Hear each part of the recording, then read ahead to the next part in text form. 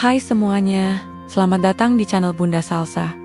Kalau hidupmu udah terlalu serius, terlalu ribet, dan terlalu banyak deadline, sini, duduk bareng kami. Rumahnya cerita menarik, fakta seru, dan konten yang selalu bikin kamu pingin nonton lagi dan lagi. Di sini, kita nggak cuma ngobrol soal satu hal aja. Kadang kita bahas yang lucu, kadang yang bikin mikir, kadang juga yang bisa bikin kamu berkata, kok bisa ya? Jadi, kalau kamu suka konten yang berwarna dan gak ngebosenin, pastikan kamu klik tombol subscribe dan aktifin loncengnya sekarang. Juga, karena tiap harinya, selalu ada sesuatu yang baru menantimu di sini. Siap? Yuk kita mulai perjalanan ini. Jangan lupa, duduk yang nyaman karena ini baru awal dari sesuatu yang seru.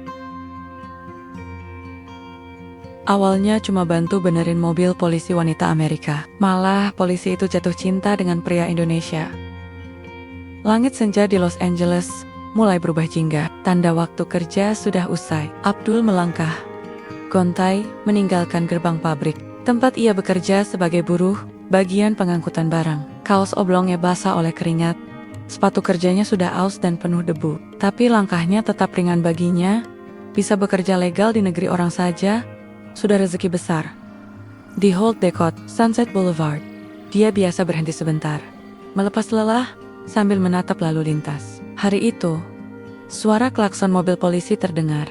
Tak piap, bukan mengejar penjahat, tapi seperti suara mobil yang ngadat.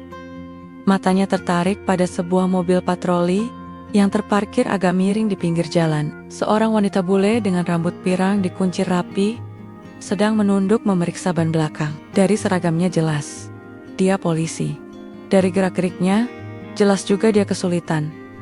Abdul ragu, takut, salah bantu. Tapi nuraninya berkata lain. Perlahan, ia mendekat dan membuka suara. Excuse me, Miss, butuh bantuan ganti ban? Wanita itu mendongak. Mata birunya tajam, tapi tidak galak. Wajahnya cantik, sedikit berkeringat karena panas matahari. Dia menatap Abdul sesaat, lalu tersenyum kecut. You speak English? Tanyanya cepat. Sedikit-sedikit, tapi saya bisa bantu ban bocor, jawab Abdul sambil menunjuk ban serep yang sudah tergeletak di bagasi. Polisi itu mengangguk. I'm Officer Alia Madison Carter. Mobil ini kenapa aku? Aku udah telepon markas, tapi bantuan belum datang juga.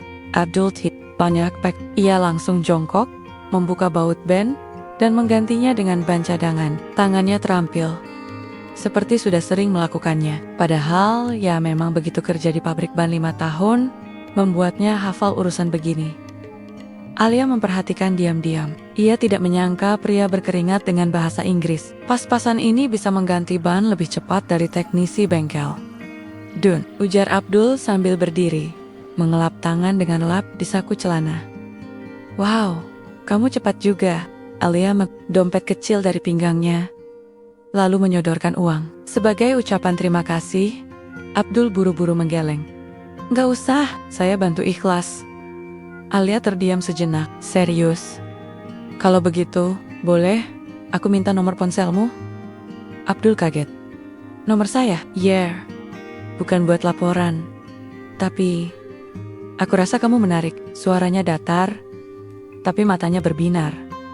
Entah serius atau bercanda. Abdul nyengir, malu setengah mati, tapi tetap menuliskan nomor di catatan kecil. Setelah itu, Alia masuk ke dalam mobil patroli, menyalakan mesin, dan melambai sambil bilang, don't go missing. I'll call you. Abdul hanya mengangguk, seolah masih tidak percaya. Polisi bule minta nomor dunia. Macam apa ini? Saat kembali ke kos, Darto dan Ujang, dua teman sekamarnya yang suma-suma kerja serabutan, langsung menyambut dengan tawa cekikikan. Wah Abdul, kamu pacaran sama bule berseragam ya? Bantu ganti ban doang, proces. Abdul, nanti ujung-ujungnya jadi mantu kepala polisi Amerika, goda Ujang sambil melempar sandal. Abdul cuma menggeleng-geleng, tapi di dalam hati, dia penasaran. Apa benar tadi itu cuma kebetulan? Atau memang ada maksud lain di balik permintaan nomor telepon itu? Keesokan harinya, Abdul menjalani rutinitas seperti biasa, tapi kali ini ponselnya sesekali ia tengok, berharap ada pesan masuk dari Alia. Tak ada. Hari berikutnya pun begitu. Tapi tepat saat matahari mulai tenggelam di hari kedua, ponselnya bergetar. Satu pesan muncul. "Hi, this is Alia. Free tomorrow? I'll pick you up." Jantung Abdul berdetak 2 kali lebih cepat dari biasanya. Sabtu siang, Abdul berdiri kikuk di depan kosannya. Kaos bersih, celana jeans terbaik yang dia punya, dan sepatu yang baru dicuci semalam. Rambut disisir rapi, meski tetap saja sulit diatur. Dia menunggu sambil sesekali melihat ponsel. Sebuah mobil polisi, tanpa sirine menyala, berhenti di depan pagar. Kaca jendela diturunkan. Alia muncul dengan senyum lebar dan kacamata hitam bertengger di atas kepala. Kali ini, dia tidak pakai seragam, melainkan kaos putih dan jaket kulit. Tetap terlihat seperti polisi, tapi dengan versi yang lebih santai. "Siap jalan, Pak Montir?" godanya. Abdul mengangguk canggung. "Siap, Bu Polisi." Mereka menyusuri jalanan Los Angeles yang padat, tapi tetap tertib. Musik country terdengar pelan dari radio mobil. Alia yang banyak bicara, Abdul lebih sering menjawab singkat, "Tapi Bu," karena tidak nyaman. Dia hanya belum tahu harus bersikap seperti apa. Mereka berhenti di sebuah food truck yang mangkal di pinggir jalan dekat taman kota. Alia menunjuk ke daftar menu yang ditempel di kaca. "Pernah makan hotdog asli lah?" Abdul menggeleng. "Di pabrik cuma makan sandwich sama mie instan." Alia tertawa kecil, memesan 2 hotdog jumbo, lalu mengajak Abdul duduk di bangku besi. Trotoar. Suasana sekeliling ramai tapi hangat. Ada anak-anak main sepatu roda, ada orang main gitar, ada juga pasangan lansia duduk sambil berbagi kopi. Alia membuka obrolan. "Jadi, kamu udah berapa lama kerja di sini?" Abdul mengunyah pelan, lalu menjawab, 5 tahun. Awalnya bantu angkut-angkut, sekarang tetap bantu angkut-angkut. Tapi gajinya naik dikit. Ngomong-ngomong, kamu sekolah teknik ya di Indonesia? Enggak. Lulus SMA aja udah syukur. Waktu itu keluarga butuh biaya, jadi saya pilih langsung kerja. Alia mengangguk-angguk. "Pantas kamu jago soal ban." Abdul nyengir. "Bukan jago, tapi udah kebiasaan. Kalau sering ketimpa ban berat, lama-lama tahu caranya."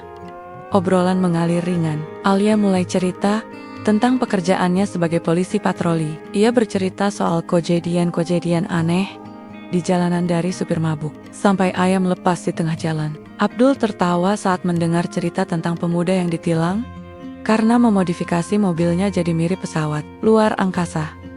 "Dan kamu tahu," lanjut Alia sambil menyeka saus di bibirnya, "ayahku juga polisi.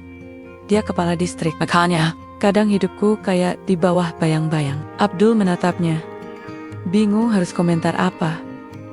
"Makanya, kadang aku pengen punya teman ngobrol yang gak tahu masa lalu aku, atau gak peduli sama jabatan dan semua itu." Lanjut Alia sambil menatap langsung ke mata Abdul.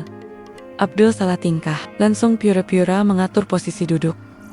"Tenang aja, aku gak ngajak pacaran, cuma pengen punya teman yang beda," ucap Alia cepat, seperti membaca pikirannya. "Aku juga senang bisa ngobrol gini," jawab Abdul pelan. Setelah makan, mereka berjalan pelan menyusuri taman. Alia sesekali menyikut lengan Abdul sambil menunjuk hal-hal konyol. Orang dewasa pakai kostum dino, anjing pakai kacamata, dan pria tua yang tidur di atas skateboard. "Kalau kamu bisa punya usaha di sini, kamu pengen usaha apa?" tanya Alia sambil menatap ke depan. Abdul butuh waktu sebentar sebelum menjawab. "Warung makan. Bawa masakan Indonesia ke sini, biar orang bule tahu enaknya rendang." Alia tertawa lepas. Itu jawaban terbaik hari ini. Menjelang sore, mereka kembali ke mobil. Perjalanan pulang tak banyak bicara, tapi keheningan itu nyaman, seperti 2 orang yang sudah saling paham, meski baru kenal. Sebelum Abdul turun dari mobil, Alia berkata, "Kamu orang baik, Abdul. Jarang ketemu yang kayak kamu di kota ini." Abdul hanya tersenyum. Hatinya belum tahu harus menyimpan perasaan itu di mana.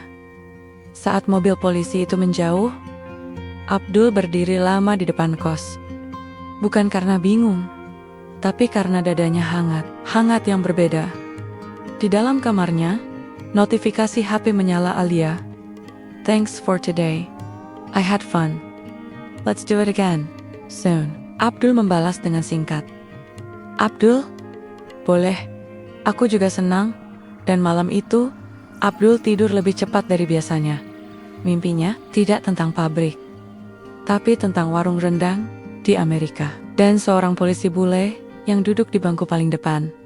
Sejak makan hotdog di taman minggu lalu, dunia Abdul berubah sedikit demi sedikit. Ponselnya, yang biasanya cuma dipakai buat buka aplikasi ojek dan dengar lagu dangdut, sekarang jadi tempat percakapan yang hangat tiap malam. Alia mulai sering kirim pesan. Kadang cuman kirim foto lucu anjing pakai helm, kadang kirim gambar makanan aneh buatan temannya, kadang kirim selfie pakai filter kumis sambil tanya, "Kalau aku jadi begini, kamu masih mau duduk bareng aku?" Abdul tak pandai membalas pesan jenaka, tapi selalu mencoba. Ia kirim balik stiker tukang sate, kirim foto nasi goreng buatannya, dan satu kali bahkan mengirimkan video dirinya mencoba bilang I love hotdog dengan logat Jawa yang kental. Alia tertawa ngakak dan bilang dia nonton ulang sampai 5 kali. "Kenapa kamu gak bikin konten aja?" tulis Alia suatu malam. "Konten apaan?" balas Abdul. "Konten kamu ngelucu kayak tadi, lucu banget. Serius, natural." Abdul hanya kirim emoji senyum. Dia memang tidak biasa jadi pusat perhatian. Setiap malam mereka bertukar cerita tentang kerjaan, tentang bos pabrik yang suka ngomel tanpa sebab, tentang tetangga kos Abdul yang hobi nyalain musik reggae tengah malam. Alia juga cerita soal patroli, tentang supir Uber yang nyasar ke jalur sepeda, atau tentang rekan kerjanya yang salah nulis laporan dan malah kirim ke grup arisan ibunya. Tapi perlahan, obrolan mereka mulai berubah nada. Alia jadi lebih sering menggoda. "Kalau kamu tinggal serumah sama aku, kamu masakin aku tiap pagi. Kalau aku sakit, kamu rawat aku pakai bubur ayam? Atau kamu lebih pilih aku sehat terus, biar bisa godain kamu tiap hari?" Abdul hanya bisa menelan ludah. Ia tahu maksudnya bercanda, tapi ada bagian dari dirinya yang mulai berpikir lebih jauh. Hari Sabtu, Alia mengirim pesan. "Aku lagi libur, aku ke kos kamu ya. Pengen coba mie instan Indonesia. Katanya enak." Abdul panik. Kamarnya sempit, kasur gulung, lemari plastik, tapi Alia ngotot. Dan 1 jam kemudian, mobilnya berhenti tepat di depan kos. Darto dan Ujang langsung pura-pura serius nyapu halaman. 2-3-nya nyengir sok manis. Alia masuk dengan percaya diri, duduk di kursi kayu reot dan bilang, "Aku suka tempat kayak gini. Real, bukan yang palsu-palsu." Abdul buru-buru bikin mie, tambah telur dan sawi rebus. Alia makan lahap. "Ini enak banget, kenapa nggak kamu jualan beginian aja keliling?" "Lah, siapa yang mau beli mie instan di food truck?" jawab Abdul sambil tertawa. Alia menunjuk dirinya. Aku pelanggan pertamamu." Usai makan, mereka ngobrol di teras kecil depan kamar. Angin sore menyapu perlahan. Suara mobil lalu lalang terdengar dari kejauhan. Darto dan Ujang pura-pura ngerokok sambil mencuri dengar. Alia menyandarkan punggung ke tembok dan bertanya pelan, "Kamu beneran betah tinggal di sini?" Abdul mengangguk. "Hidup di sini keras, tapi aku masih bisa kirim uang ke ibu di kampung. It's cukup." "Kalau kamu nikah, kamu bakal ajak istrimu tinggal di tempat kayak gini?" Pertanyaan itu membuat Abdul terdiam. Alia menoleh padanya. Matanya menatap dalam, tanpa senyum. "Aku gak nanya buat iseng, Dul. Aku umur 29, orang tuaku udah lama minta aku nikah. Aku tolak terus, karena gak ada yang pas." Abdul menelan ludah. Lagi, ini pembicaraan yang jauh lebih serius dari biasanya. "Kamu tahu gak?" lanjut Alia. "Sejak pertama kamu bantuin aku ganti ban, aku udah merasa kamu beda. Kamu gak ngelihat aku sebagai polisi atau bule, tapi sebagai orang biasa." Abdul tak bisa membantah, karena itu memang benar. Dia bahkan tak tahu kalau Alia itu anak kepala polisi saat pertama kali bertemu. "Aku suka orang yang kerja keras, jujur, gak sok pintar, dan ya, kamu termasuk." kata Alia pelan. Abdul merasa campur aduk, senang, takut, bingung, dan seolah semua perasaan datang bersamaan. Alia menepuk lututnya, lalu berdiri. Udah sore, aku harus balik. Tapi sebelum aku pergi, boleh aku minta satu hal? Apa? Alia menatap lurus. Jangan hilang. Abdul hanya bisa mengangguk. Dan saat Alia berjalan ke mobilnya, ia sempat menoleh dan berkata sambil tersenyum. Kamu bisa nggak belajar masak rendang minggu depan? Aku pengen jadi juri pertama. Mobil itu pergi. Tapi pikiran Abdul justru masih di tempat. Duduk di tangga kayu, memikirkan semua yang baru saja terjadi. Malamnya, Alia mengunggah foto mereka berdua saat makan mie instan. Captionnya, kadang yang paling sederhana justru bikin kenyang dan bahagia. Seketika notifikasi di akun Abdul meledak. Teman-teman pabrik mulai komentar. Bahkan supervisor ikut nimbrung. Dul, kamu sekarang pacaran sama polwan bule ya? Ngapain kerja pabrik lagi? Jadi pengawal Alia aja, bisa ngundang dia ke pabrik nggak bro? Abdul membalas satu-satu dengan emotikon doang. Tapi senyumnya bertahan lebih lama malam itu. Hari Minggu itu, Abdul pikir mereka cuma akan makan siang biasa. Tapi Alia punya rencana lain. Setelah menjemputnya dengan mobil pribadi, bukan mobil patroli, ia bilang, aku pengen kamu lihat tempat aku kerja. Cuma sebentar kok. Abdul kaget, aku pakai sandal. Ini juga kaos pabrik. Alia tersenyum. Tenang, aku juga cuma pakai hoodie. Lagian, kamu bukan mau daftar kerja, cuma mampir. Mobil meluncur ke arah pusat kota. Sepanjang perjalanan, Alia menjelaskan sambil sesekali mengemudi dengan satu tangan. Seolah sudah terbiasa. Aku kerja di divisi patroli lalu lintas, tapi kadang juga bantu unit minor crime. Kantorku gabung sama distrik besar. Kepala distrik yang kebetulan juga ayahku punya meja paling belakang. Abdul menunduk. Ayah kamu kepala distrik? Aku kira kamu cuma polisi biasa. Elliot tertawa. Biasa kok. Tapi ya, banyak yang sungkan karena ayahku galak, makanya aku gak banyak cerita ke orang. Mereka berhenti di gedung tua 3 lantai dengan tulisan besar LAPD Division South Precinct. Alia menyapukan ID card-nya, lalu mengajak Abdul masuk. Lewat pintu samping, ruangan kantor polisi ternyata tidak seperti yang Abdul bayangkan. Tidak penuh senjata atau orang ribut-ribut. Yang ada malah suasana seperti kantor pada umumnya. Meja berderet, orang mengetik. Beberapa polisi menyeruput kopi sambil bercanda. Alia menunjuk satu sudut. Itu mejaku. Di sebelah printer rusak yang belum pernah dibetulin sejak 2 tahun. Lalu, seorang pria berkepala botak dengan lencana perak berdiri dari kursinya. Namanya Jack. Tubuhnya besar, ototnya menonjol, dan tatapannya tidak ramah. Ini siapa? Tanyanya langsung. Temanku, namanya Abdul. Jawab Alia santai. Jack menyipitkan mata ke arah Abdul. Buruh pabrik? Abdul diam. Alia langsung memotong. Iya. Kenapa? Jack tidak menjawab. Ia hanya mendengus, lalu pergi begitu saja. Abdul menatap Alia dengan ragu. Itu temanmu? Dulu? Sekarang? Cuma rekan kerja. Dia pernah deketin aku. Tapi gaya ngomongnya kayak tukang parkir di mall. Sombongnya 2 kali lipat, kata Alia sambil membuka loker mejanya. Abdul terdiam. Suasana di dalam kantor itu terasa asing. Dia merasa seperti burung kecil masuk kandang elang. Tak lama kemudian, seorang pria tua dengan seragam lengkap masuk ke ruangan. Semua orang langsung menegakkan badan. Pria itu berhenti tepat di depan Alia dan Abdul. Kenalin, ini ayahku, ucap Alia cepat. Abdul buru-buru berdiri.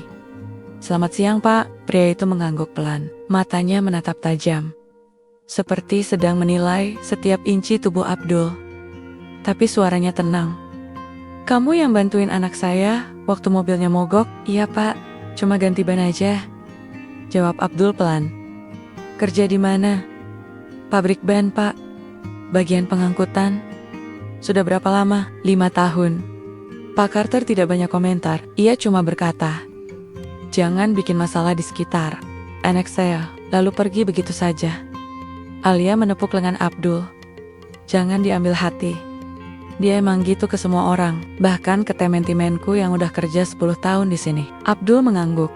Walau masih merasa risih, dunia Alia jelas berbeda jauh dari dunia yang ia kenal. Sebelum mereka keluar gedung, Alia berhenti di ruang kecil dekat dapur kantor. Ia membuka lemari dan mengambil kotak kecil. "Ini dari aku," katanya sambil menyodorkan sesuatu. Abdul membuka isinya. Sebuah mug putih dengan tulisan "My favorite mechanic lives in my heart." Alia tertawa. "Buat kamu, biar kamu semangat kerja. Dan ingat, kamu udah mulai masuk ke hidup aku. Jadi, gak usah minder." Dalam perjalanan pulang, Alia tidak banyak bicara, tapi tangannya sesekali menyentuh tangan Abdul yang diam di atas paha. "Kalau kamu gak nyaman, bilang aja. Aku ngerti kok," ujarnya pelan. Abdul menatap jalanan. Mobil-mobil melaju cepat, tapi pikirannya justru melambat. "Bukan gak nyaman," jawabnya akhirnya. "Cuma butuh waktu buat ngerti semua ini." Alia tersenyum. "Take all the time you need. Aku nggak kemana-mana." Dan untuk pertama kalinya sejak mereka kenal, Abdul menggenggam tangan Alia duluan. Hari itu, Abdul pulang kerja lebih cepat dari biasanya. Pabrik sedang perbaikan mesin, jadi sebagian pekerja dipulangkan lebih. Begitu sampai di kos, dia langsung rebahan di kasur tipis sambil membuka ponsel. Notifikasi dari Alia sudah menunggu. "Alia, aku pengen ngobrol langsung. Bisa ketemu hari ini?" Abdul membalas cepat. "Abdul, bisa? Jemput di tempat biasa?" Tak. Sampai 1 jam, mobil putih Alia sudah terparkir di depan gang kos. Kali ini, bukan mobil patroli. Bukan juga mobil pribadi biasa. Mobilnya lebih besar. Seperti SUV mewah yang biasanya cuma Abdul lihat di film-film. Alia keluar dengan jaket panjang dan kacamata hitam. Tapi ekspresi wajahnya berbeda, lebih serius dari biasanya. Mereka tidak banyak bicara selama perjalanan. Mobil meluncur ke arah luar kota, melewati jalan-jalan dengan pepohonan rindang. Sekitar 40 menit kemudian, mereka berhenti di depan rumah besar, bergaya kolonial berpagar besi, dengan halaman luas, dan beberapa mobil terparkir rapi. "Ini rumah keluarga aku, tapi kita nggak ke dalam. Duduk di taman belakang aja." "Ya," kata Alia pelan. Abdul mengangguk. Ia mulai terbiasa dengan kauten-kauten dari hidupnya belakangan ini. Dari tukang ganti ban, jadi tamu istimewa di rumah polisi top. Taman belakang rumah itu luas dan tertata rapi. Ada bangku panjang dari kayu tua di bawah pohon maple besar. Di sana Alia menyuruh Abdul duduk. Ia sendiri duduk di sampingnya, membuka tas kecil dari bahu, lalu mengeluarkan kotak bludru biru tua. "Aku mau kasih ini," katanya, sambil menyerahkan kotak itu. Abdul menatapnya. "Apa ini?" "Buka aja." Dengan tangan ragu, Abdul membuka kotaknya. Di dalamnya ada cincin emas putih dengan batu kecil di tengah. Tidak besar, tapi mengkilap dan elegan. "Itu cincin milik ibuku," kata Alia pelan. "Dia meninggal 2 tahun lalu. Dan sebelum pergi, dia bilang, kalau kamu ketemu orang yang kamu yakin, jangan tunggu terlalu lama." Waktu gak pernah nunggu siapapun. Abdul menelan ludah. Tangannya diam, tidak berani menyentuh cincinnya. "Aku tahu ini kelihatan aneh," lanjut Alia. "Biasanya yang ngelamar kan cowok. Tapi aku gak peduli. Aku cuma pengen kamu tahu kalau aku yakin sama kamu. Dan aku mau kamu yang lamar aku." Di sini, di halaman rumah ini, disaksikan ayahku dan 1-2 teman dekatnya. Abdul memejamkan mata sejenak. Baginya, ini bukan cuma soal cinta. Ini soal ketimpangan yang terlalu besar. Hidupnya di kos sempit, gaji pas-pasan, masa depan belum jelas. Sedangkan di depannya sekarang, ada wanita dengan rumah megah, pekerjaan tetap, dan ayah yang galak. Tapi saat ia membuka mata, dia lihat Alia sedang menatapnya. Bukan dengan tekanan, tapi dengan keyakinan. "Aku gak butuh kamu berubah jadi siapa-siapa.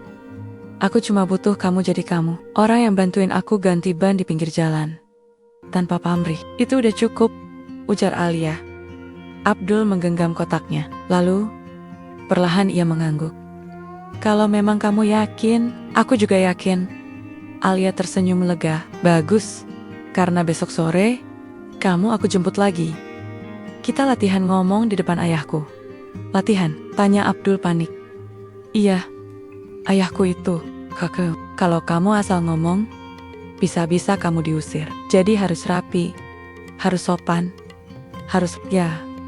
Jangan kayak kamu kalau ngobrol sama Darto, kata Alia sambil tertawa pelan. Abdul ikut tertawa, tapi wajahnya tetap tegang. Sebelum pulang, mereka duduk lebih lama di taman. Alia cerita tentang ibunya yang dulu senang merajut dan suka masak. Tentang kenangan masa kecilnya di rumah itu. Tentang bagaimana ayahnya berubah jadi keras sejak ibunya meninggal. Ayah itu sebenarnya penyayang, tapi dia nggak tahu cara tunjukin, kata Alia. Makanya, aku harap waktu kamu datang buat lamar, kamu jangan takut. Abdul menatap cincin di kotak itu sekali lagi. Rasanya masih tak percaya, tapi juga tidak ingin menonaikan kesempatan. Saat mobil kembali melaju menuju kota, Abdul menatap keluar jendela. Pikirannya melayang ke ibu di kampung yang selalu mendoakan anaknya agar berjodoh dengan orang baik. Mungkin ini cara semesta menjawab doa itu. Lewat ban bocor di pinggir jalan, pagi itu, Abdul berdiri di depan kaca kecil kamar kos, mengenakan kemeja putih yang disetrika Darto dengan setengah hati semalam. Celananya celana bahan pinjaman dari Ujang, dan sepatu, pantofel bekas pinjaman dari anak kos sebelah. Tapi wajahnya tegang. Lebih dari saat pertama kali wawancara kerja di pabrik 5 tahun lalu. Pagi itu bukan hari biasa. Hari itu, dia akan melamar Alia. Sesuai rencana, Alia menjemput Abdul jam 10 tepat. Mobilnya sama seperti kemarin SUV besar yang membuat semua penghuni gang kecil itu keluar pura-pura nyapu dan melihat siapa tamu. Abdul Darto bahkan sempat berbisik, "Kalau kamu nikah sama dia, jangan lupa kasih undangan ke Satpol PP ya." Abdul naik mobil tanpa banyak komentar. Jantungnya berdetak seperti genderang marching band. Di dalam mobil, Alia tersenyum menenangkan. "Kamu udah hafal kalimatnya?" "Udah. Tapi bisa lupa kalau ayahmu tatap aku," jawab Abdul jujur. Alia tertawa. "Ayahku memang galak, tapi dia suka orang jujur. Jangan takut, ngomong aja dari hati." Setibanya di rumah keluarga Alia, suasana berbeda. Tidak lagi hanya mereka berdua di taman belakang. Kali ini ada meja panjang dengan taplak putih, kursi-kursi disusun rapi, dan beberapa orang berseragam polisi duduk rapi. Di tengah-tengah, duduk Pak Carter ayah, Alia dengan wajah yang tak menunjukkan emosi apapun. "Tenang, itu bukan sidang. Itu cuma bapak dan 2 temannya yang kebetulan juga kolega kerja," bisik Alia cepat sambil menuntun Abdul masuk halaman. Abdul menunduk sopan saat memperkenalkan diri, lalu duduk di kursi yang sudah disiapkan. Tangannya berkeringat, mulutnya kering, tapi saat Alia menatapnya sambil mengangguk pelan, keberaniannya muncul sedikit demi sedikit. Abdul berdiri, mengambil kotak cincin yang disimpan di kantong kemeja, lalu menatap ke arah Pak Carter. "Pak, saya Abdul, asal Indonesia, bekerja pabrik. Mungkin Bapak lihat saya biasa saja, tapi saya serius sama anak Bapak." Semua mata memandang Abdul, tapi dia terus bicara. "Saya nggak punya gelar tinggi, nggak punya harta banyak, tapi saya punya niat baik. Dan saya janji akan jaga Alia, temani dia, bantu dia, dan cintai dia. Bukan karena siapa dia, tapi karena apa adanya dia." Pak Carter masih diam, tapi rekan-rekannya mulai saling pandang. Abdul menunduk, lalu berlutut, dan membuka kotak cincinnya ke arah Alia. "Maukah kamu jadi Draco?" Alia tersenyum. Matanya berkaca. Ia mengangguk cepat. "Iya. Tentu saja iya." Semua orang bertepuk tangan. Meski tidak terlalu meriah, tapi cukup untuk membuat Abdul merasa lega. Seperti baru selesai lomba lari jarak jauh. Pak Carter berdiri, menatap Abdul tanpa senyum, lalu mengangguk pelan. "Kalau kamu berani janji, maka kamu harus berani pegang. Hidup ini bukan cuma soal cinta, tapi soal tanggung jawab." Abdul mengangguk cepat. "Saya siap, Pak." Setelah itu, suasana jadi lebih cair. Alia memperkenalkan Abdul kedua rekan ayahnya. Salah satu dari mereka bahkan berkata, "Kalau kamu jual rendang nanti, Kabarin saya pelanggan pertama. Di akhir acara, saat semua orang sudah masuk ke rumah, Pak Carter menghampiri Abdul yang masih duduk di bangku taman. Kamu tahu kenapa aku setuju? Tanya Pak Carter. Abdul menatap bingung. Karena kamu gak berusaha jadi siapa-siapa, kamu datang bawa niat baik. Bukan pencitraan, itu cukup, katanya. Lalu berlalu masuk rumah. Abdul duduk diam beberapa saat, membiarkan angin sore menyapu wajahnya. Saat Alia datang menghampiri, dia hanya bisa berkata pelan, "Aku masih kayak mimpi." Alia menggenggam tangannya. "Tenang, ini baru permulaan. Mimpimu belum selesai." 2 minggu setelah lamaran itu, semua berjalan cepat, bukan karena tergesa, tapi karena keduanya memang sepakat. Hidup tak perlu ditunda-tunda kalau niatnya sudah jelas. Mereka tidak ingin resepsi besar, tidak ingin gaun mahal, atau gedung mewah. Alia bahkan bilang, yang penting ada kamu, aku, dan saksi hukum. Sisanya, bonus. Pernikahan digelar di taman belakang rumah keluarga Alia. Tempat yang sama saat Abdul melamar. Hanya ada beberapa tamu. Sebagian adalah cuminmen kerja Alia, beberapa tetangga, dan 2 orang dari komunitas buruh migran, tempat Abdul dulu ikut kegiatan sosial. Darto dan Ujang tentu ikut. Mereka duduk paling depan, pakai kemeja pinjaman dan celana kain yang kependekan. Abdul mengenakan jas sederhana warna abu, rambut disisir ke samping, dan sepatu hasil patungan teman-teman kos. Alia memakai gaun putih selutut, tanpa kerudung kepala, tanpa riasan berlebihan. Tapi cantiknya tetap bikin Abdul berkedip beberapa kali. Ia sempat bisik ke Darto, "Gue kayak mimpi." "Ya," Darto membalas. "Gue juga mimpi lu bisa nikah sebelum gue." Upacara dimulai tepat pukul 11 siang. Pendeta lokal datang membacakan janji nikah. Alia dan Abdul berdiri berhadapan. Wajah Abdul tegang setengah mati, tapi tangannya mantap. Saat memegang tangan Alia, "Aku janji akan temani kamu dalam suka dan duka, dalam nasi bungkus dan rendang hangat," kata Alia dengan mata berkaca. Abdul tertawa kecil, lalu ia membalas, "Aku janji akan jaga kamu. Dari marah polisi, sampai marah karena kamu lupa sarapan." Semua tamu tertawa, tapi kemudian mereka diam, memberi ruang untuk momen sakral itu. Saat cincin dipakaikan, saat pelukan pertama dilakukan, dan saat Alia membisikkan, akhirnya mereka resmi suami istri. Setelahnya, semua makan bersama. Tidak ada catering mewah, yang ada nasi goreng kampung buatan Abdul, ayam bumbu rujak dari teman Alia, dan es teh manis yang dibuat Ujang dari air galon di dapur belakang. Tapi semua makan dengan lahap, tertawa lepas, dan mengucapkan selamat berulang kali. Pak Carter, meski tetap dengan wajah datarnya, menghampiri mereka dan menyerahkan 1 amplop putih, sedikit untuk memulai hidup baru. Katanya singkat. Abdul dan Alia membungkuk sopan. Malamnya, di kamar kecil yang disiapkan di sisi rumah itu, Abdul duduk sambil melepas sepatu. Alia datang membawa 2 gelas susu hangat. "Ini namanya malam pertama ya?" tanya Abdul polos. Alia tertawa pelan. "Iya, tapi jangan harap kamu bisa tidur nyenyak. Aku bakal tanya semua hal yang belum sempat aku tanya sejak kita kenal." Dan memang, malam itu mereka bicara panjang. Tentang mimpi masa depan, tentang anak, tentang cita-cita buka usaha makanan Indonesia, tentang ingin pulang kampung ke desa Abdul suatu hari nanti. "Kalau nanti kita punya anak," kata Alia, sambil menyandarkan kepala ke bahu Abdul. "Aku pengen mereka tahu bahasa Indonesia, biar kalau pulang kampung, nggak dikira turis asing." Abdul tertawa kecil. "Kalau anak kita bisa ngomong Jawa juga, lebih mantap." Beberapa minggu kemudian, mereka pindah ke apartemen kecil di pinggiran kota. Alia tetap bekerja seperti biasa, sementara Abdul mulai merancang langkah kecil untuk buka usaha makanan keliling. Ia ikut pelatihan singkat tentang pengelolaan food truck, nabung pelan-pelan, dan mulai eksperimen resep sendiri. Setiap malam, Alia menjadi tester utama.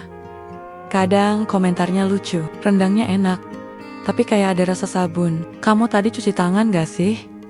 Kadang juga serius, "Yang ini pas, rasa manis dan pedasnya seimbang." Kehidupan mereka berjalan sederhana, tapi hangat.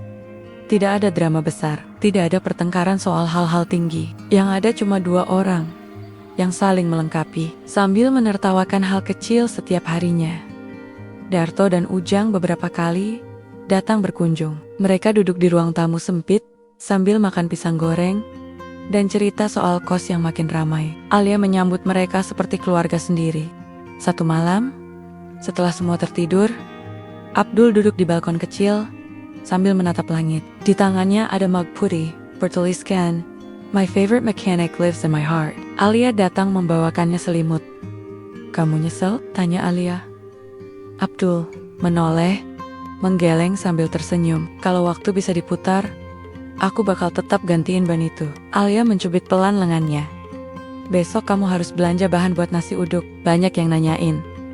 Abdul mengangguk. "Siap, Bu, polisi."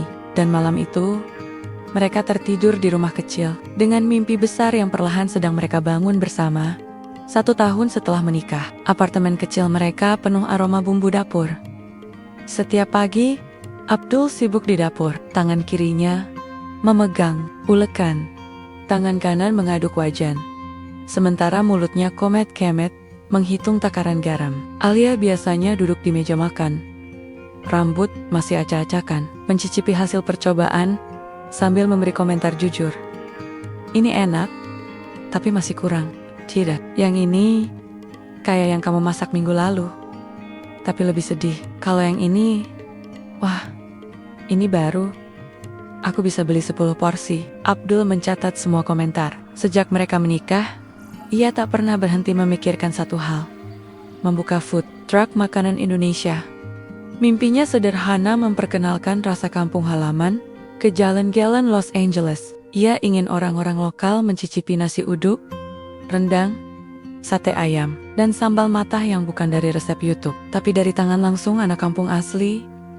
Tabungan mereka dari bonus patroli Alia, kerja tambahan Abdul di akhir pekan, dan sedikit bantuan dari Moonman dekat, akhirnya cukup untuk membeli sebuah van bekas. Warnanya putih kusam, bannya sudah agak botak, dan catnya terkelupas di beberapa bagian. Tapi bagi Abdul, itu bukan mobil tua, itu masa depan. Dia menyulap mobil itu pelan-pelan, cat ulang jadi merah bata, dengan tulisan tangan besar, "Rasa Nusantara Indonesian Street Food." Di bawahnya ada gambar kecil bendera merah putih, dan logo cabai kecil menyala.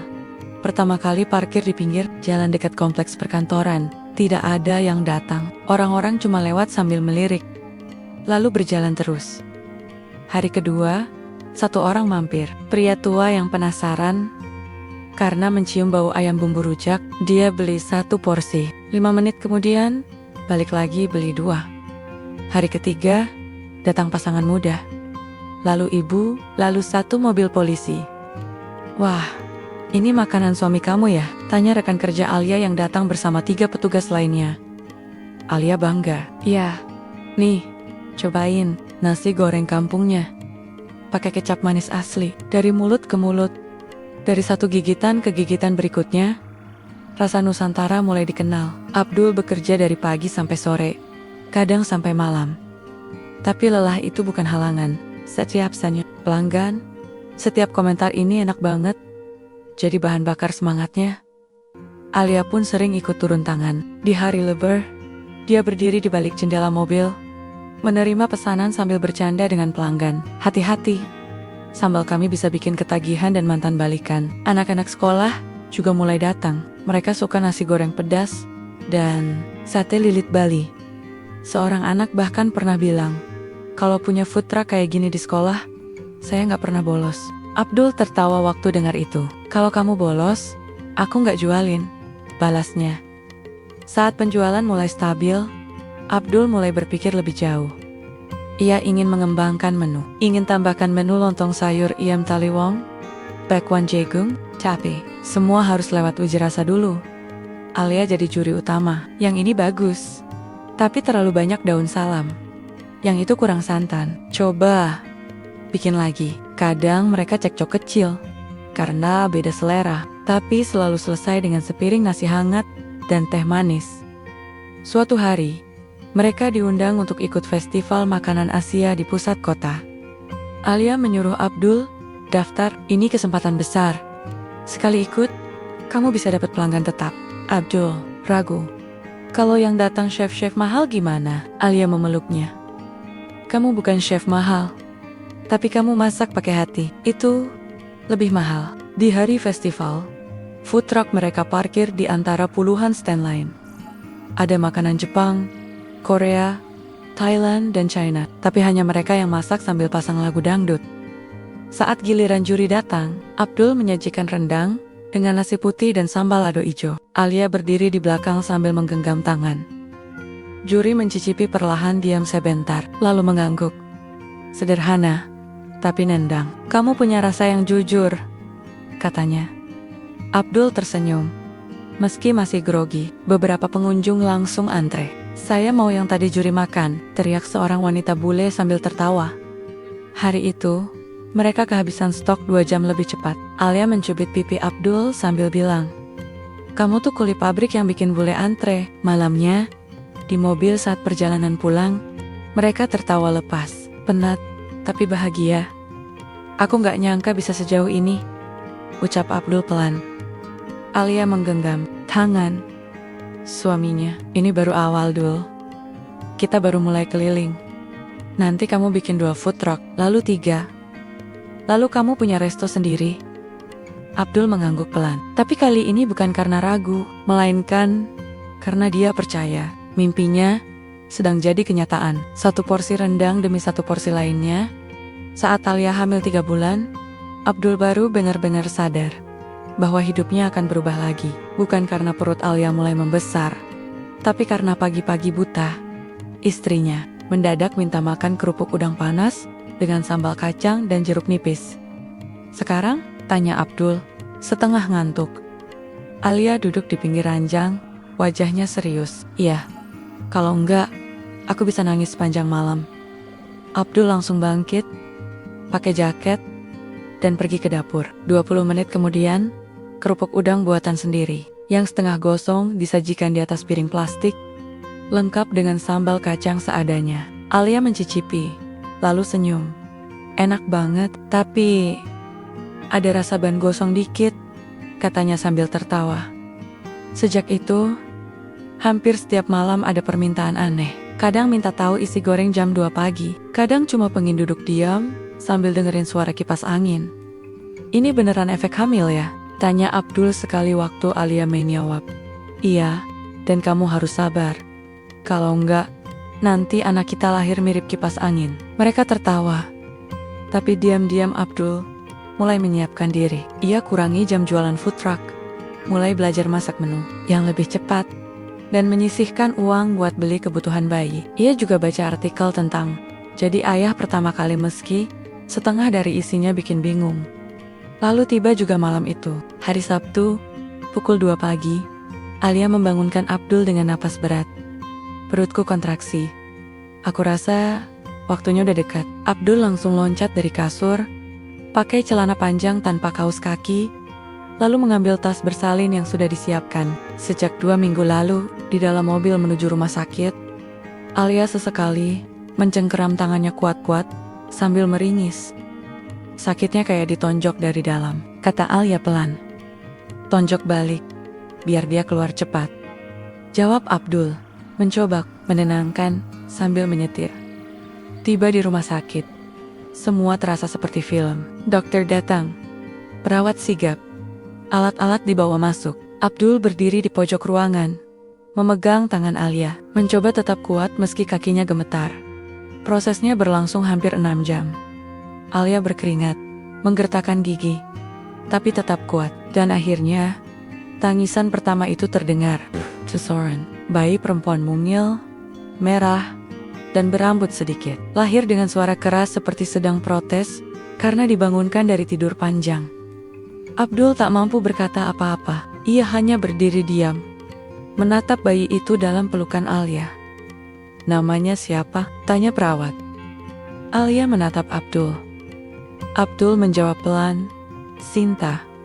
Namanya Sinta. Mereka tidak pernah bahas nama itu sebelumnya, tapi saat ia mengucapkannya, Alia tersenyum, seolah memang itulah nama yang sejak awal mereka tunggu.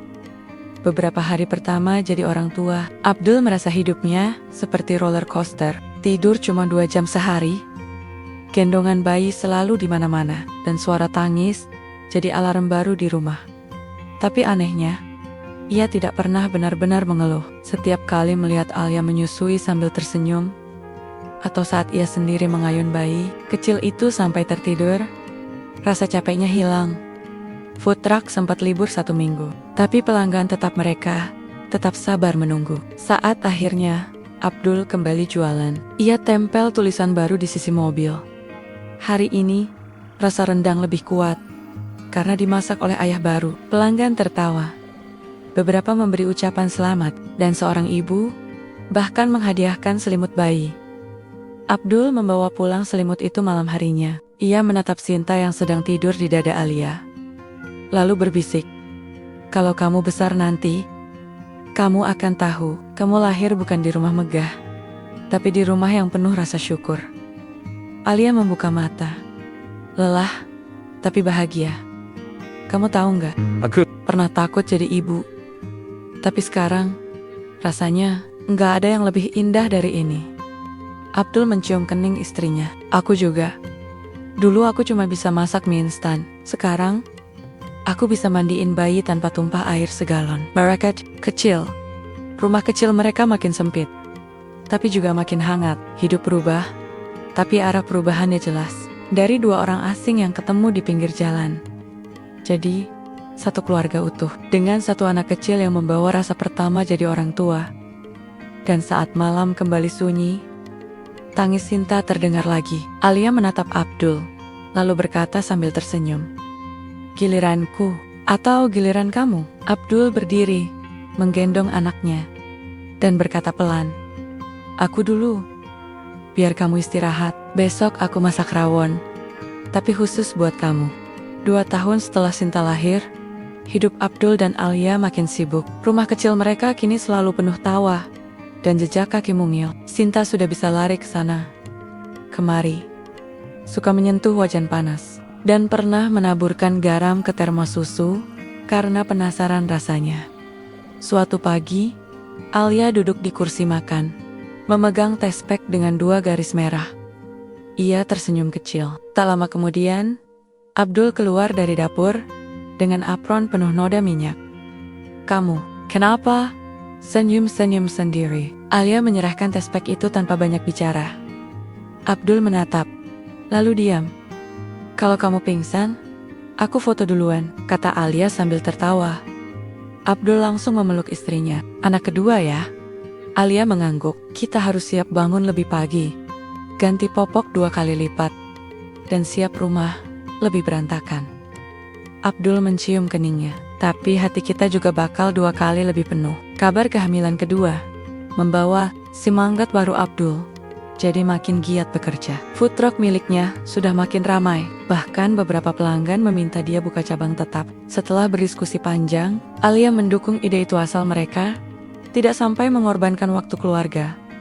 Dengan tabungan yang ada dan sedikit pinjaman ringan dari komunitas UMKM, Abdul menyewa sebuah kios kecil di kawasan ramai dekat kampus. Ia beri nama yang sama, Rasa Nusantara. Namun kali ini, logonya lebih rapi dan profesional. Ia merekrut 1 pegawai tambahan, mahasiswa Indonesia yang sedang kuliah paruh waktu.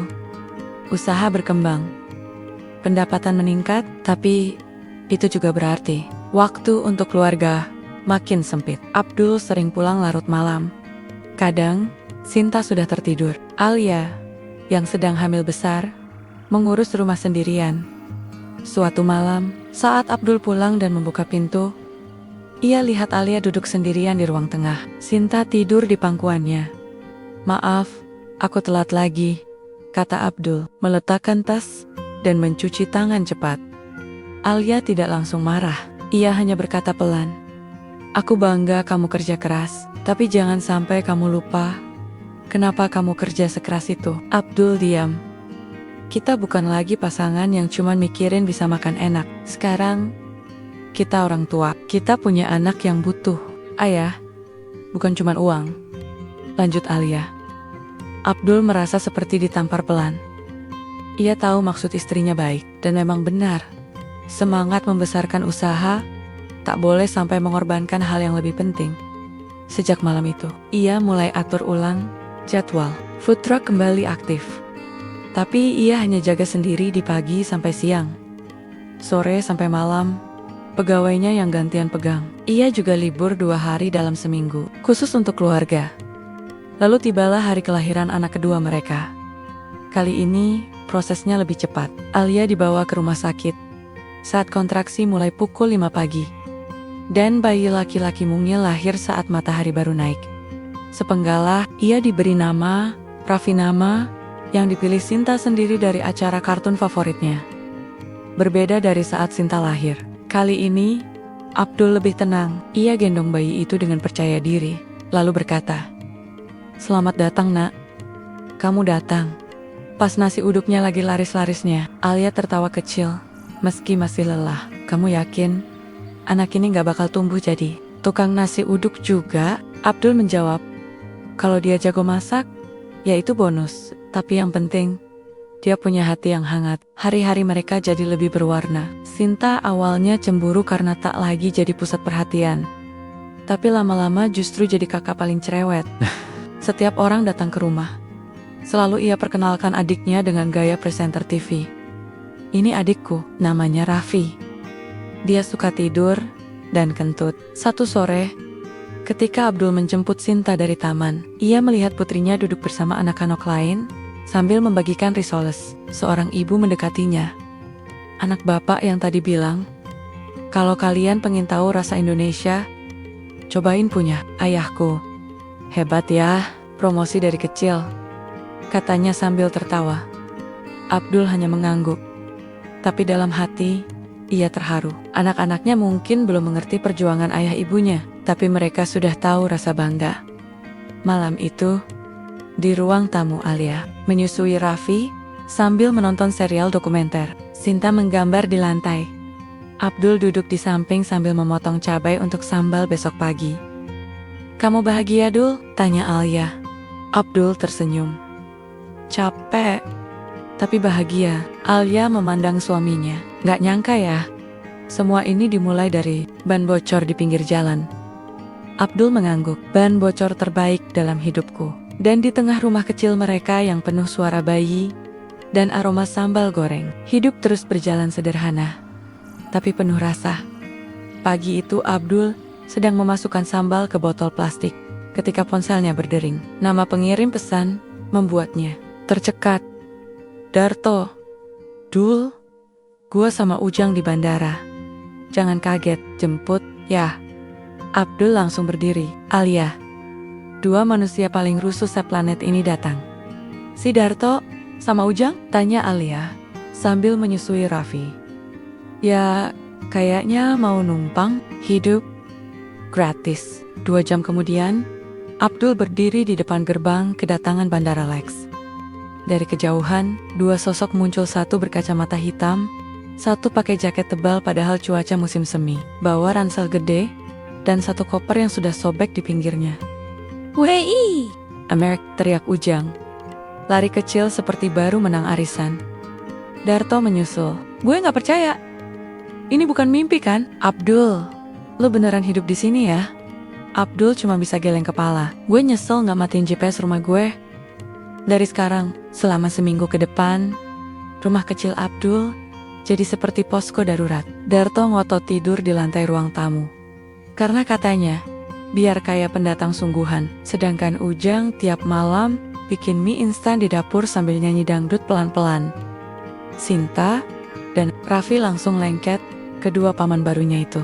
Darto jago bikin mainan dari kardus bekas, sementara Ujang ngajarin Sinta tepuk-tepuk lucu yang gak jelas asal-usulnya. "Aku suka Om Ujang," kata Sinta suatu sore. "Soalnya dia bisa nyanyi sambil kentut." Alia sempat memicingkan mata. "Abdul, aku gak yakin 2 orang ini aman tinggal seminggu lagi." Tapi Abdul senyum. "Tenang, 3 hari lagi mereka pasti minta pulang." Kangen pesel lele. Ternyata Abdul salah. Darto dan Ujang justru makin betah. Mereka bahkan mulai bantu di food truck. Tapi bukannya menambah profesionalitas, justru bikin pelanggan bingung. Suatu hari, ada pelanggan bule tanya, What is in the sombal? Darto jawab, that's love and fire. If you cry, that's the flavor working. Ujang, lebih parah. Seorang mahasiswa nanya, harga paket nasi padang. Ujang jawab, kalau kamu senyum, gratis. Hasilnya, pelanggan antre sambil senyum semua. Abdul sampai harus bikin aturan. Yang kerja, diam. Yang gak paham, diam lebih kenceng. Tapi di balik semua kekonyolan mereka, ada momen-momen yang menyentuh. Suatu malam, Darto duduk berdua dengan Abdul di teras. Dul, gua gak nyangka lo bisa sampai di titik ini. Dulu lo kerja lembur, makan sisa kantin. Sekarang, punya food truck, punya keluarga. Gua bangga. Abdul menoleh, gue juga gak nyangka tuh. Tapi hidup kayak ban mobil, kadang bocor, kadang kenceng. Yang penting, terus jalan. Ujang ikut duduk, bawa 2 botol soda. Gue belum nikah, tapi lihat lo kayak gini. Gue jadi pengin, katanya. Alia yang lewat, sambil gendong Raffi nyeletuk. Kalau cari istri, minimal jangan ngupil di depan umum, Jang. Mereka semua tertawa. Hari terakhir, Darto dan Ujang berdiri di bandara. Koper penuh ale-ale, makanan instan, dan 1 toples sambal buatan Alia. Gue bakal kangen si Sinta, kata Ujang, matanya merah. Darto memeluk Abdul. Kalau lo buka cabang di Indonesia, kasih. Tahu ya, gue mau jadi manajer yang kerja cuma 3 hari seminggu. Abdul tersenyum. Siap, Pak Manajer pemalas. Pesawat berangkat, rumah jadi sepi lagi. Tapi rasa hangatnya tertinggal. Alia duduk di samping Abdul malam itu. Kamu sadar nggak, katanya. Apa perjalanan kita ini? Panjang, lucu, kadang absurd, tapi semuanya terasa pas. Abdul mengangguk. Dulu aku pikir hidup bahagia itu soal gaji besar, rumah mewah, tapi ternyata bahagia itu waktu kamu duduk di food truck sambil gendong anak dan ngulek sambal. Lanjut Alia. Abdul menggenggam tangan istrinya. Dulu aku cuma kuli pabrik. Sekarang suami polisi, ayah 2 anak, tukang nasi uduk, dan temen akrab 2 manusia paling ribut sejagat. Kayaknya gue udah lulus dari kursus hidup. Mereka tertawa. Dan malam itu, di rumah kecil yang mulai sesak tapi penuh tawa, hidup Abdul dan Alia berjalan terus. Bukan kisah mewah, bukan kisah viral, tapi kisah nyata yang tumbuh dari ban bocor dan hati yang utuh. 12 tahun telah lewat sejak hari pertama. Abdul membantu mengganti ban mobil polisi yang bocor di pinggir jalan Los Angeles. Waktu berlalu cepat, tapi beberapa hal tetap terasa segar seperti kemarin. Usaha food truck Rasa Nusantara kini sudah punya 4 cabang, 3 di Los Angeles, 1 di San Diego. 2 di antaranya dikelola oleh mantan pekerja migran dari Indonesia yang Abdul kenal saat masih kerja pabrik. Ia memang selalu percaya, semua orang pantas dapat kesempatan kedua. Sinta sudah masuk SMP.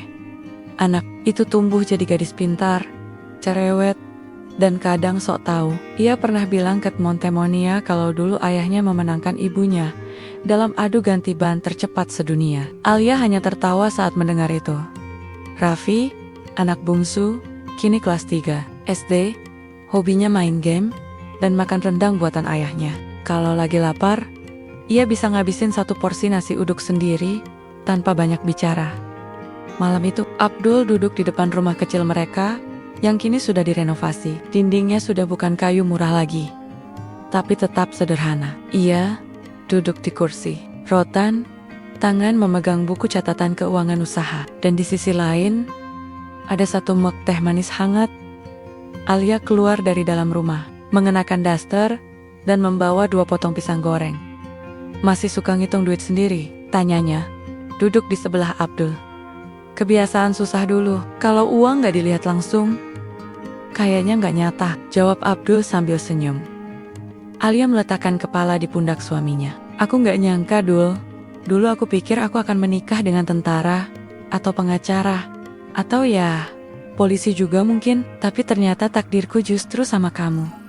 Si kuli pabrik yang baunya dulu mirip Oli. Abdul tertawa pelan. Jangan aku mikir, gak mungkin orang kayak aku bisa nikah sama polisi. bule yang rambutnya wangi stroberi. Mereka diam sejenak, menikmati angin malam. "Dul," kata Alia, "kalau kita ulang waktu, kamu masih mau bantuin aku ganti ban?" Abdul melirik. Matanya serius. "Kalau waktu bisa diputar, aku bakal tawarin kamu minum dulu sebelum ganti ban. Biar kamu tahu dari awal, aku niatnya tulus." Alia mencubit pelan lengan suaminya. Malam itu, mereka membuka album lama, foto mereka berdua saat makan hotdog di trotoar. Wajah Abdul masih canggung, Alia sudah senyum lebar. Ada foto lamaran, foto pernikahan sederhana, foto Sinta lahir, foto Raffi digendong Alia, foto food truck pertama yang catnya sudah agak luntur. "Semua ini kita jalanin pelan-pelan, tapi pasti," kata Alia. Abdul mengangguk. "Kadang aku pikir, hidup ini gak perlu buru-buru, kayak masak rendang. Kalau buru-buru, dagingnya keras, tapi kalau sabar, dia lembut dan bikin kangen." Beberapa hari kemudian, mereka diundang jadi pembicara di komunitas migran Indonesia di California. Temanya, cinta dan peluang di negeri orang. Abdul tampil dengan kemeja batik lengan panjang, Alia dengan blazer biru sederhana. Di hadapan puluhan orang, mereka menceritakan awal mula mereka bertemu. Bagaimana ban bocor bisa jadi titik awal cerita cinta lintas budaya yang tidak pernah direncanakan. "Waktu saya bantuin dia, saya nggak tahu dia polisi. Saya cuma lihat ada orang kesusahan, dan saya punya tangan," kata Abdul di podium. Alia menambahkan, "Saya juga nggak nyangka orang yang bantu saya itu akan jadi suami saya. Tapi kadang, cinta bukan soal cari yang sempurna, tapi soal berani jalan bareng." Semua peserta bertepuk tangan, beberapa bahkan menangis. Ada ibu-ibu TKW yang bilang, "Kalian itu bukti kalau hidup nggak harus kaya dulu buat bahagia." Dalam perjalanan pulang, Alia menggenggam tangan Abdul. "Dul, kita ini pasangan aneh, tapi aku nggak mau ganti sama siapapun." Abdul memeluknya. "Kita bukan pasangan aneh, kita pasangan kuat."